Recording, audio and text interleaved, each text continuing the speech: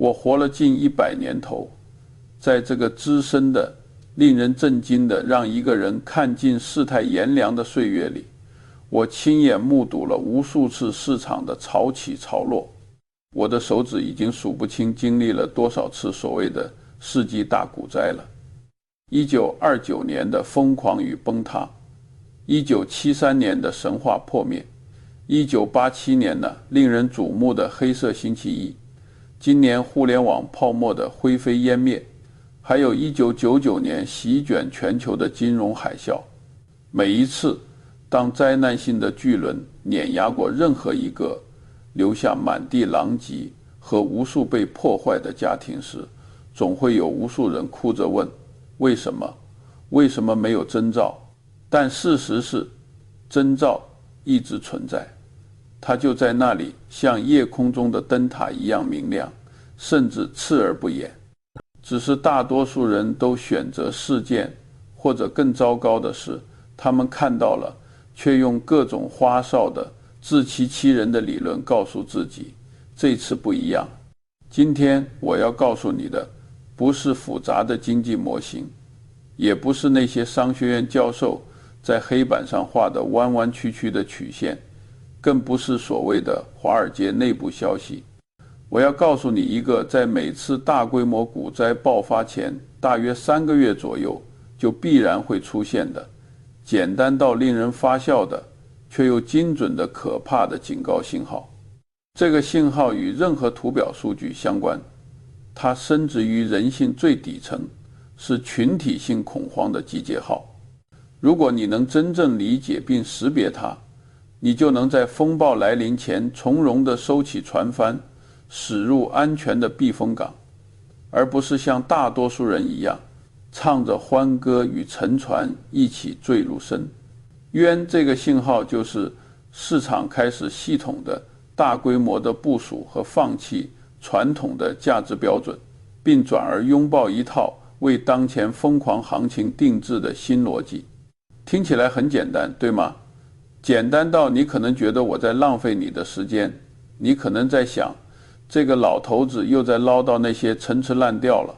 但请相信我，我查理芒格用我近1个世纪的生涯和伯克希尔哈撒韦收藏的数千亿美元的决策成果向你保证，这是我所见过的最一致、最危险、最致命的股灾前奏。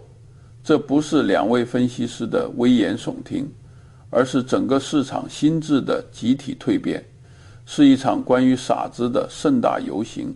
下面就让我带你回到惊心动魄的时刻，扒开历史的迷雾，看看这个信号是如何一次次敲响上钟的。我第一次清晰地捕捉到这个信号，是在我年轻的时候，那场席卷全球的1929年大崩盘。那时我还只是个孩子，在奥马哈过着平静的生活，但那种恐惧和疯狂的味道至今仍深深埋藏在我的记忆里。我出生在一个务实的家庭，我的父亲是一名律师，他的理性与审慎是我这一生最大的财富之一。在1929年前的几年里，美国社会弥漫着一种硅谷的、令人目眩神迷的乐观情绪。那是一个时代，股市就像个永不停歇的自动提款机，每天都在创造新的财富神话。街头擦鞋的童工都在讨论股票走势，家庭主妇们用买菜的钱去开立保证金账户。在这个狂热的外汇中，传统的估值方法，比如市盈率、劳动力怎么样，已经被视为老晚餐的玩意儿。如果你在派对上质疑一只股票的价格是否太高，立刻会有人用一种怜悯又略带着某种感觉的目光看着你，然后耐心地教育你，朋友，时代变了，我们进入了新时代。当人们开始用新时代这个词来解释高得离谱的股价时，抓住你的钱包，快跑！他们口中的新时代指的是无线电、汽车、电力的普及。他们拥有这些伟大的技术将永远商业规律，经济周期悲剧已经被人类的智慧彻底征服，股市将永远繁荣下去。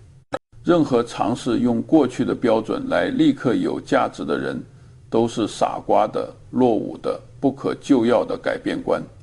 我至今还清楚地记得我们的一位邻居汤姆先生，他是一位地产商，在1928年的时候，据说他的身家已经超过了200万美元，这在当时是一个令人惊叹的天文数字。有一次，他来我家参加晚宴，满面红光，意气风发。席间，他对我父亲高谈阔论，声音洪亮，提出让全餐厅的人都听见：阿尔伯特，你必须把那些陈腐的观念扔进垃圾桶了。这次真的不一样了，美国已经进入了一个永久繁荣的高原，旧的估值逻辑彻底过时了。你看看通用汽车，看看美国无线电公司，他们的潜力是无限的。你现在用利润去计算他们的价值，就像用尺子去测量电流的速度一样可笑。我父亲是个沉默寡言的人，他只是静静地听着，切着托盘里的吉，才问了一句：汤姆，那么请问，新的估值逻辑是工具吗？如果利润不重要，那什么重要？汤姆先生愣了一下，仿佛听到了什么不可思议的问题，随即他大手一挥，带着一种传教士般的狂热说道：未来，重要的是未来，是愿景，是这些伟大的公司将要开创的全新世界。具体的数字，那只是庸人的束缚。我父亲没有再辩解，但他后来私下对我说：查理，记住，当一个人无法用具体的可简单的东西来为自己的狂热辩护时，他就离危险不远了。如果你不能用小学3年级的数学知识解释你的投资逻辑，那么你就是在赌博，而不是在投资。而在赌桌面上，如果你不知道谁是傻瓜，那么你就是那个傻瓜。1年后，192910月，华尔街崩盘，先生不仅失去了他所有的财产，还因为用了极高的杠杆而欠下了巨额债务。他的房子、车子，一切都被银行收走了。我最后一次见到他，是在奥马哈一个寒冷的冬日。他排在领售面包的队伍里，穿着一件单薄的、满是污渍的旧汤姆服，低着头，不敢与人对视。曾经在晚宴上高谈新时代的自信男人，此刻缩小了下空洞的眼神和颤抖的双手。那一刻，我明白了，汤姆先生并不是死于死亡，他死于这次不一样。这句话魔咒的盲目信仰，他死于市场在崩盘前系统性抛弃价值标准，拥抱虚幻新逻辑的集体疯狂。从那时起，我就知道，新时代这3个字是金融市场里最昂贵、最血腥的词汇之一。时间快进到20世纪70年代，那时我已经开始了自己的投资生涯，和沃伦·巴菲特一起逐步构建我们的伯克希尔·哈撒韦帝国。年初73年，市场上演了熟悉的一幕，仅仅这一次，舞台中央的主角换成了漂亮的50。什么是漂亮50？是指当时美国股市中50家被认为是最优秀、发展最确定的公司，比如国际商业机器公司、宝利来、施乐、可口可乐等。他们是当年的独角兽和科技政党，拥有当时最强大的护城河。市场对他们的追捧到了一定程度，任何传统的估值方法再次缩小苍白无力。分析师和投资者创造了一套新的说辞，这些是必须拥有的股票，任何时候买入都是正确的。对于这些一次性决策的股票，估值无关要紧，因为它们永远会增长下去。看，逻辑又变了，从新时代变成了必须拥有和永远增长。人们不再关心这些公司的股价是否已经高达每股收益的80倍甚至100倍。传统的市盈率指标被嗤之以鼻，如果你胆敢质疑，就会重新被贴上不懂投资、没有势力的标签。整个市场都在用一种新的模糊的品质逻辑来替代冰冷的传统的估值逻辑。只要价格足够高，甚至是世界上最优秀的企业，也可以变成最底层的投资。这不是火箭科学，这是算术。我当时管理的合伙基金表现不错，但我对漂亮50的狂热始终保持着极大的警惕。我记得和一位非常精明的基金经理共进午餐，他当时全身心投入在这些明星股上，认为自己找到了通往财富的永动机。我问他，约翰，你是否考虑过需要这些公司以多高的速度增长，持续多少年，才能支撑你今天的买入价？到了通货膨胀和通货膨胀，这种增长在数学上是可持续的吗？他笑了笑，用一位教导晚辈的语气对我说，查理，你太学院派了。这些公司是美国的脊梁，它们代表着未来，你无法用外汇来浅化它们的价值，买入并持有，就这么简单。结果呢，简单的事情往往最复杂。33年到1年74年的熊市来临，漂亮50的股价平均下跌了超过50%，许多明星公司花了10几年甚至几十年的时间才爬回最初的高点。这意味着，如果你在那个高点买入，你的人生可能有整整20年是在等待解套中度过的。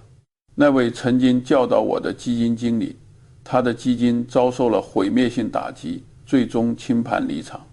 市场在用血淋淋的事实证明，当他开始嘲笑市盈率，拥抱必须拥有时，崩盘的绞索已经不知不觉套上了脖子。反过来想，总是反过来想，如果一家公司真的好到那么价格多高都值得买，那么陷入的定价体系就会崩溃，这显然是不可能的。如果说1973年是对优质股的盲目崇拜，那么2000年的互联网泡沫则将这种对传统的抛弃推向了极致，甚至可以说是一种精神错乱。那是一个真正的鸡犬升天的时代，任何公司只要名字里带个网络或者科技字样，股价就能一飞冲天。在疯狂的年代，盈利成为了一个肮脏的词汇。如果你一家公司宣布盈利，股价反而可能会下跌，因为会认为这家公司格局太小，不懂得用那个利润去换取更大的市场份额和未来。如果你在烧，而且烧得很快，反而人们会为你欢呼，认为你在抢占同样当时流行的估值标准是什么？是市梦率，是根据梦想的大小来定价，点击率、网页的访问量、用户的停留时间比实际的收入和利润更重要。这就是所谓的眼球经济。只要吸引话题就是一切。我参加过一个科技投资论坛，那些场景让我终身难忘。台上一位年轻的穿着同样的理念在描述他的公司时，用的全是创新、范式转移、生态系统之类宏大而空洞的词汇。当他被问及公司何时能盈利时，他轻蔑地笑了笑，仿佛在看一个没见过世面的乡巴佬，说道，盈利那是20世纪的旧观念，我们在打造的是未来，是连接全世界的网络。只要我们拥有了用户，自然钱就会像水一样流进来。台下掌声雷动，眼中发出贪婪的光芒。我坐在角落里，感觉自己就像是从恐龙时代走过来的化石。后来我在另一个场合发言，提到亚马逊虽然是好公司，但在当时的价格下，它不赚钱是问题，立刻引来一声嘘声。一个年轻的意气风发的分析师站起来反驳我：芒格先生，你太落伍了。现在看的是增长，是未来的潜力，盈利迟早会来的。我问他，那迟早是多久？如果一直不来呢？他耸耸肩，用一种近乎绝望的语气说：谁在乎呢？只要故事够好，增长够快，股价就会一直涨。那一刻，我仿佛又看到了1929年的汤姆先生，了33年的那位基金经理。只是时代变了，演员换了，但台词的核心逻辑惊人的一致。这次不一样了，旧规则不适用了。结果我们都知道了，2000年泡沫破裂，纳斯达克指数从高点暴跌近80%，无数没有盈利，只有故事的网络公司化为灰烬。那位年轻分析师的声音也消失在了历史上的尘埃里。市场再次证明，地球引力永远不会消失。一家公司的最终也永远取决于在未来能够产生的自由。任何试图绕过这一基本公理的行为，最终都会受到最严厉的惩罚。2008年的次贷危机是这个信号再次出现教科书式的演示，只是这一次新逻辑披上了更加复杂、更加科学的外衣。金融工程学家发明了各种令人眼花缭乱的衍生产品，债务违约、抵押贷款支持证券。他们用复杂的数学模型证明，风险已经被完美的分散、削减、节约和对冲了。于是传统的信贷标准被抛诸脑后，银行不再关心贷款人的收入和还款能力，因为他们可以重新把贷款储备卖出去。评级机构也给这些复杂的毒药贴上了严格信用评级的标签。整个金融体系都沉浸在这种风险已被征服的新逻辑里。我记得在2005年左右，有一次伯克希尔的股东大会上，一个人兴奋地问我：芒格先生，您对那些新型衍生产品怎么看？这不是金融领域伟大的创新吗？我诚实地告诉他：年轻人，我听你解释了10分钟，但我还是没有完全搞懂它到底是什么。根据我的原则，如果连我都搞不懂的东西，我是绝对不会投资的。沃伦在旁边点头附和，他打趣道：查理说得对，在投资世界里，如果你需要用外汇甚至超级计算机算才能明白一个东西，那你最好就别碰它了。那显然是年轻人不以为然，他觉得我们这2个老家伙已经跟不上金融创新的动作了，被时代抛弃了。他相信那些复杂的模型能力点石金。3年后，2008年金融危机爆发，那些连设计师自己都不敢完全搞懂其风险的复杂衍生产品，引爆全球金融体系的核弹。雷曼兄弟倒闭，保险集团倒闭，全球市场一片恐慌。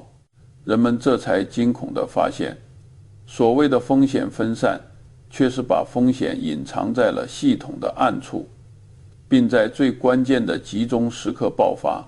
那些曾经嘲笑我们落伍的聪明人，很多人都在捍卫自己亲手制造的灾难性的中倾家荡产。这是一种道德上的精神错乱。如果你把葡萄干和老鼠屎混在一起，不管你管它叫水果布丁还是什么好听的名字，它仍然是一个坨不能吃的东西。回顾这近100年的历史，你会发现这个警示信号：市场系统性抛弃传统价值标准，拥抱新逻辑，就像塞壬海妖的歌声，在每一次股灾前的3个月左右齐齐嘹亮，也是最具诱惑力。它之所以如此致命，是因为它直接利用了人性中的弱点：贪婪与恐惧。人们贪婪于堕落报复的机会，所以相信新逻辑能点石成金，又害怕自己被贴上人们老餐桌、跟不上时代的标签。所以不敢站出来坚持那些简单愿意朴素的真理。这在心理学上叫做社会认同倾向。当所有人都往悬崖边时，你会觉得那里就是最安全的地方。这种盲跑从事人类进化传承下来的本能，但在金融市场里，它就是通向地狱的快车道。现在作为一个理性的投资者，当你观察到这个信号开始出现时，你应该怎么做？我不是让你准确预测市场的顶部，没人能做到这一点。泡沫可以持续的时间远超你的想象。正如凯恩斯所说，市场保持非理性的时间，可能比你保持偿付能力的时间更长。过早做空可以让你，我的建议是采取防御性姿势，确保你能够在风暴中摔倒，并拥有在灾难后捡拾黄金的能力。首先，立即检查并大幅降低你的杠杆。杠杆是这种疯狂行情中最危险的战士。在风平浪静时，杠杆能让你赚得更多，让你觉得自己是个天才。但当风暴来临，杠杆会把你直接扔出船舱，让你连等待救援的机会都没有。1929年、1987年、1908年，每一次崩盘，高杠杆都是最快的破产加速器。我的原则是，永远不要为了那一点额外的回报率而冒着全军覆没的风险去借钱投资。这不是保守，是为了确保你能活到最后。在投资马拉松里，活得久远比某一段跑得快重要。如果你因为杠杆而在半路倒下，那么终点线的风景再美也与你无关。第二，回归诉求的价值判断，问自己最根本的问题。你要像一个拿着手术刀的医生一样，冷静地解剖你手中的资产。问自己，我投资的这个东西到底值多少钱？它未来能产生多少真实的账单？如果抛开所有动人的故事、宏大的愿景、所谓的新概念，仅从商业常识来看，这个合理吗？如果答案是否定的，或者你无法给出明确的答案，那么最好的选择就是离开。不要忧虑，不要真相。记住沃伦和我常说的一句话，宁可犯错，不可做错。因为一次致命的大错足以支撑你10年甚至20年的努力。第三，保持充足的现金，并学会享受孤独。现金在泡沫时期是垃圾，回报率极低，持有它让你看起来像个傻瓜。但在崩盘后，现金就是氧气，是粉末，是王者的权杖。当所有资产价格都大幅下跌，遍地是黄金的时候，甚至如果你手中没有现金，你就只能睁着眼睛看着机会溜走，自身难保。持有现金不是为了利息选择，而是为了保有未来的权利。它是你在别人被迫抛售时，可以从容挑选心仪资产的入场券。这需要极强的心理素质。人是社会性动物，离群索居会带来巨大的心理压力。当所有人都在谈论股票时，都在炫耀收益，都在嘲笑因为你的守护时，你需要有坚强的内心，坚持自己的判断力。投资本就是一种孤独的修行。你要学会在喧嚣中享受孤独，在狂热中保持平静。这是唯一一个你得不到任何乐趣的价值罪恶。傻瓜赚钱很难受，但你要学会不去意。这需要修炼，但这种修炼是连成的。第四，运用反向思考的模型，总是反过来想。不要问我怎样才能赚大钱，而要问我怎样才能亏大钱，然后在这个过程中死掉。如果你知道在哪里会死，就永远别去那个地方。如果市场告诉在这个位置买入是基于市梦率，是基于这次不一样，那么这里就是你会死的地方，别去。我今年已经99岁了。我见过12次以上的大型股灾，每一次我都亲眼目睹了这个警报信号的出现，也亲眼目睹了无数人因为它而倾家荡产。但同时，我也每一次看到的崩盘也都是财富进行大规模再分配的时机，财富并没有消失，它只是从那些浮躁的、情绪化的、杠杆过高的、盲目相信新逻辑的人手中，转移到了那些冷静的、理性的、有耐心的、坚持不懈的基本常识的人手中。市场永远会犯错，因为人性永远有弱点，贪婪、恐惧、嫉妒、从众，这些都是写在人类基因里的代码。只要人类在交易，泡沫和崩盘就会周而复始地出现。但理性的人可以利用这种错误来获利。此时一次市场又开始高唱，这次不一样，开始抛弃市盈率，拥抱市梦率，开始嘲笑那些看重利润的人是老餐饮时。我希望你能想起我这个活了快100岁的老头子的话，想起那空洞先生绝望的眼神，想起互联网泡沫破灭前那震耳欲聋的虚幻欢呼，想起2008年金融危机前那些精彩却剧毒的衍生品。通知那个信号，它不是100%精确的计时器，但它是概率极高的大概率事件。识别它可以让你避免成为灾难性的祭品，利用它甚至可以让你在危机过后变得更加强大。记住，在投资的领域里，智慧不在于你知道多少复杂的知识，不在于你会算多么高深的公式，而在于你能够坚守那些最简单最朴素的道理。当所有权人都被新逻辑蒙蔽双眼时，你能看清事物的本质，那么你就已经掌握了在市场中长期生存并持续取得胜利的终极秘诀。选择权永远在你自己手上。愿你在下一次股灾的浪潮退去时，不是那个赤身无力的落水者，而是那个衣着匮乏、准备好捡拾贝壳的聪明人。我是查理·芒格，保持耐心，保持理性。